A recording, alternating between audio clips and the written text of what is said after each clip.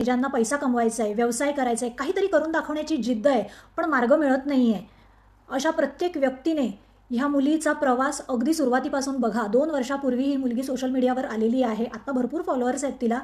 ह्या मुलीचा मी जेव्हा, जसं मी तुम्हाला सांगितलं, पहिला व्हिडिओ बघितला तेव्हा ती आंबे विकत होती, ट्रकबरोबर होती. ही स्वतः आंब्याच्या ट्रकबरोबर ह्या रणरणत्या उन्हात मुंबई पुण्यामध्ये फिरते.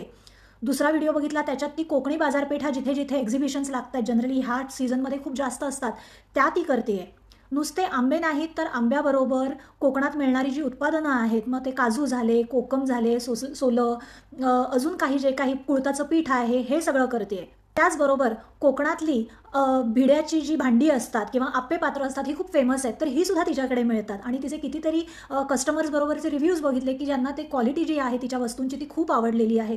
आणि दुसरी गोष्ट सांगायची म्हणजे अत्यंत प्रामाणिक मुलगी. म्हणजे मराठी माणूस हा बिझनेसमध्ये मला वाटतं उतरलाच पाहिजे, कारण त्याचं सगळ्यात मोठं जे प्लस पॉईंट आहे ते म्हणजे त्याचा प्रामाणिकपणा. हे सगळं कमी होतं म्हणून की काय, मी आता लेटेस्ट तिचा एक व्हिडिओ बघितला ज्याच्यात मला कळलं की तिचं स्वतःचं ॲग्रो टुरिझम रिसॉर्ट आहे, जिथे कोकणात कुडाळमध्ये तांबळ म्हणून एक जागा आहे, तिथे तिचा हे ॲग्रो टुरिझम रिसॉर्ट आहे, जिथे आपण केव्हाही 12ही महिने आपण तिथे जाऊ शकतो, राहू शकतो. तिकडे मालवणी पद्धतीचं व्हेज नॉनव्हेज जेवण मिळतं. म्हणजे अगदी मोदकांपासून, आमरसापासून ते अगदी तळलेली सुरमई, पापलेट सगळं तिकडे मिळतं. तिकडे मुलीचं नाव आहे निशा आणि कोकणी बायलमाणूस हे तिच्या चॅनेलचं नाव आहे. ती यूट्यूबवर आहे, इन्स्टावर आहे, फेसबुकवर आहे. तर आवर्जून तुम्ही ज्यांना ज्यांना स्पेशली काहीतरी करायची इच्छा आहे, स्पेशली मी तर म्हणेन प्रत्येक कोकणी माणसाने ह्या मुलीचं चॅनेल बघितलं पाहिजे, तिची मेहनत बघितली पाहिजे, कारण नथिंग कम्स फ्री.